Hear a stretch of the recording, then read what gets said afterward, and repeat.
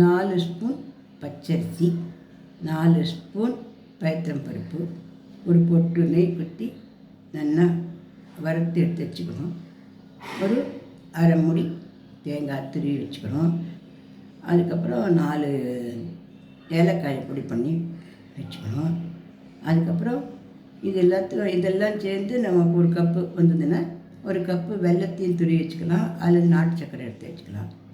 இது எல்லாத்தையும் ஒரு 1.5 கப்பு இல்லை 2 கப்பு தண்ணியில் நல்லா கரைச்சிட்டு வானொலி அடுப்பில் வச்சு 2 ஸ்பூன் நெய் குத்தி முந்திரி பருப்பை செவக்க வறுத்துண்டு அதில் இந்த கரைச்சி சிக்கத்தை குத்தி நல்லா கலரிண்டே வந்தோம்னா நல்லா சுருண்டு நல்லா வரும்.